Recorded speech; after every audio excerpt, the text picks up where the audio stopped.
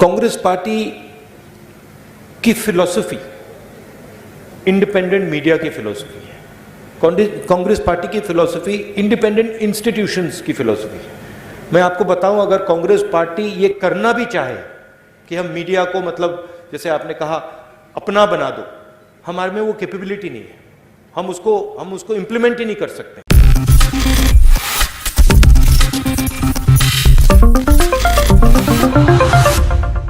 नमस्कार, next 9 news देख रही हैं आप और मैं हूं आपके साथ प्रज्ञा सिंह।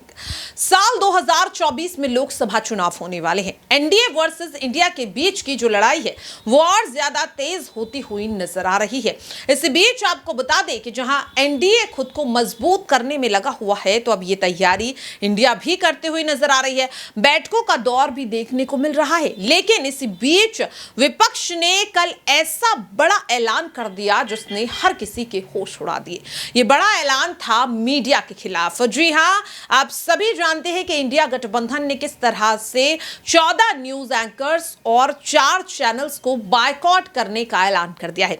उनका साफ तौर पर कहना है कि इन न्यूज एंकर्स को और इन 4 चैनल्स को साफ तौर पर विपक्ष बायकॉट करेगा, जिसे लेकर अब सियासत भी होती हुई नजर आ रही है। यहां पर कोई इसे कहता हुआ नजर आ रहा है कि सत्ता में आने से पहले ही तानाशाही शुरू कर दी और मोदी सरकार को ये विपक्ष गठबंधन तानाशाह कहता है, तो कोई इस फैसले का समर्थन भी कर रहा है। दरअसल आपको बता दें कि इस वक्त मीडिया के 2 गुट बन चुके हैं, एक मीडिया और दूसरा गोदी मीडिया। और इसी सवाल को लेकर के आपको बता दें कि विपक्ष के कई नेताओं ने अपनी राय भी रखी। हालांकि यहां पर आपको बता दें कि हर किसी की निगाहें कांग्रेस पार्टी के वरिष्ठ नेता और पूर्व अध्यक्ष राहुल गांधी पर थी कि राहुल गांधी आखिरकार मीडिया बायकॉट मामले को लेकर के क्या कुछ कहते हुए नजर आएंगे। हालांकि अभी तक राहुल गांधी ने इस पर कोई भी प्रतिक्रिया नहीं दी है। लेकिन आपको बता दें कि इसी साल का एक वीडियो राहुल गांधी का सोशल मीडिया पर काफी ज्यादा वायरल हो रहा है। जानकारी के मुताबिक ये वीडियो 17 जनवरी साल 2023 का है और इस वीडियो में राहुल गांधी एक प्रेस कॉन्फ्रेंस का हिस्सा बने हुए थे और तभी जब मीडिया ने उनसे सवाल पूछा कि जब राहुल गांधी प्रधानमंत्री बनेंगे तो जिस तरीके से वो आरोप लगाते हैं कि मौजूदा सरकार मीडिया को कंट्रोल कर रही है, तो क्या वो भी इस तरीके का काम करते हुए नजर आएंगे।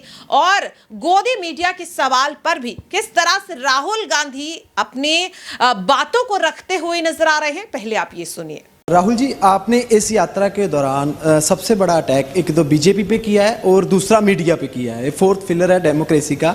इस पे मेरा सवाल ये है कि मान लीजिए कांग्रेस सत्ता में आती है और आप प्रधानमंत्री बन जाते हैं, तो जो ये नेशनल टीवी पे जो आजकल जिसको आप गोदी मीडिया का नाम देते हो, तो उस पे हिंदू मुस्लिम का एक चलता है, आपस में आप बोलते हो कि भारत को बांट रहे हैं वो, तो क्या आप उस पे रोक लगाएंगे? और क्या आप बोल रहे हो कि मीडिया गुलाम है, क्या आप भी उनको अपना गुलाम बना लोगे फिर?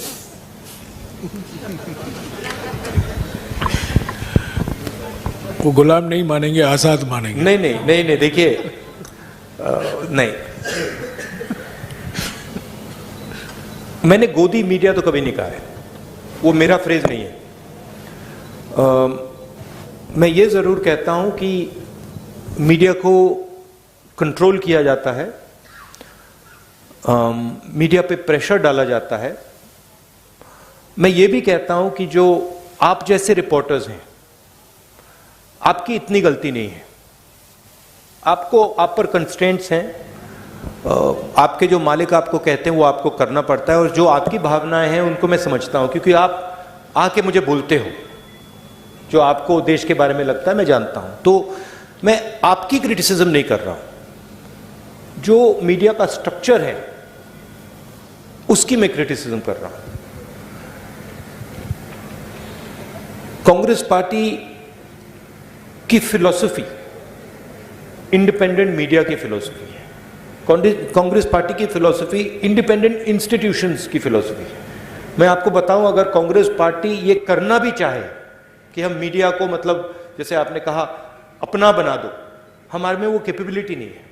हम उसको इंप्लीमेंट ही नहीं कर सकते, क्योंकि हमारा स्ट्रक्चर उतना सेंट्रलाइज नहीं है बीजेपी जितना। तो हम इंडिपेंडेंट मीडिया चाहते हैं, फेयर मीडिया चाहते हैं, और जो मीडिया में नफरत फैलाई जाती है और वो फैलाई जाती है, और जो मीडिया डिस्ट्रैक्शन का रोल प्ले कर रहा है,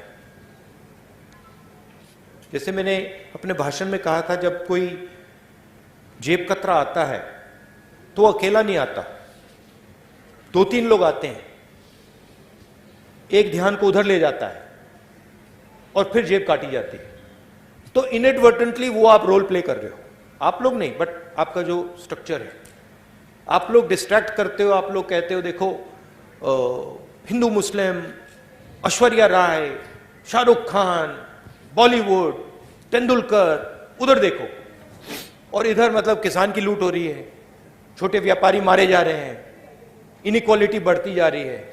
तो आपका रोल डिस्ट्रैक्शन का रोल है, आपका रोल वॉचडॉग का रोल होना चाहिए।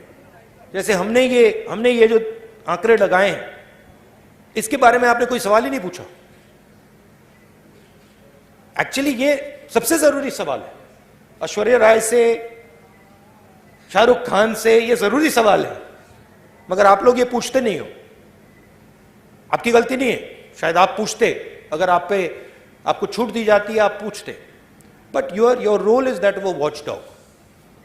And what are the type of issues you should be raising? Farmers issues, employment issues. अखबार में एम्प्लॉयमेंट की बात तो पढ़ने को नहीं मिलती, स्मॉल स्केल इंडस्ट्रीज की बात तो सुनाई नहीं देती। लुधियाना में जो मतलब पूरा इंडस्ट्री खत्म हो गई, उसके बारे में सुनाई नहीं देता। तो that is the type of media we would like, a media that puts pressure on the government on key issues. You are for a Congress government, you are feedback channel. We want you to give us pressure on important things, on things like income inequality, on things like hatred, on things like anger, on things like farmers, on things like unemployed youngsters. That's your role, and that's the role we would like you to play. Not किसी ने मुझे बहुत मजेदार कहानी बताई, मैं पता नहीं बोलना चाहिए, नहीं छोड़ो। तो देखा आपने और सुना भी कि किस तरह से राहुल गांधी साफ तौर पर कहते हुए नजर आए कि उन्होंने कभी भी गोदी मीडिया शब्द का इस्तेमाल नहीं किया। वो हमेशा से कहते हुए नजर आए कि मीडिया को कंट्रोल किया जा रहा है। अब आखिरकार मीडिया को कंट्रोल कौन कर रहा है? और सवाल यह भी उठता है कि जब इसने अपने इस बयान में साफ तौर पर राहुल गांधी ये कहते हुए नजर आ रहे हैं कि मीडिया की या फिर न्यूज एंकर्स की कोई भी गलती नहीं है, जब वो इस तरह के एंकर्स करते हैं, इस तरह के स्टेटमेंट्स अपनी न्यूज में दिखाते हैं, इस तरह की खबरें वो चलाते हैं, तो उन्हें ऊपर से उन पर दबाव बनाया जाता है। इसमें न्यूज एंकर्स की कोई गलती नहीं है। लेकिन आज जो 14 न्यूज एंकर्स को बायकॉट इंडिया गठबंधन कर रहा है, क्या अब राहुल गांधी सांसदी वापस मिलने के बाद, प्रधानमंत्री बनने की उम्मीद मिलने के बाद, क्या खुद अपने बयान से पलट रहे हैं? क्योंकि आपको बता दें कि साफ तौर पर इंडिया गठबंधन ने 14 न्यूज एंकर्स के नाम के साथ उन्हें बैन किया है, जिससे तो साफ तौर पर लग रहा है कि विपक्ष इन 14 न्यूज एंकर से घबरा रहा है, डर रहा है, और इसीलिए गठबंधन से पूरी तरह से इन 14 न्यूज एंकर्स को दूर रखने की कोशिश की जा रही है। लेकिन सवाल ये उठ रहा है कि ये फैसला इंडिया गठबंधन के लिए 2024 के चुनाव में फायदेमंद साबित होगा या फिर एनडीए इस फैसले को कहीं ना कहीं विपक्ष के खिलाफ इस्तेमाल करती हुई नजर आएगी। और उन 14 न्यूज एंकर्स का आखिरकार किस तरह से रिएक्शन आएगा? क्या वो इसके खिलाफ अपनी आवाज को उठाते हुए नजर आएंगे? क्या वो इंडिया गठबंधन के खिलाफ अपनी आवाज को उठाते हुए नजर आएंगे? क्या उन्हें कोई कानूनी एक्शन लेना चाहिए? इस तरह के तमाम मुद्दों को लेकर के आपकी क्या कुछ राय है, कमेंट बॉक्स में जरूर शेयर करें। फिलहाल के लिए इस खास रिपोर्ट में इतना ही। देश और दुनिया की तमाम खबरों के लिए आप सभी देखते रहिए नेक्स्ट 9 न्यूज। नमस्कार।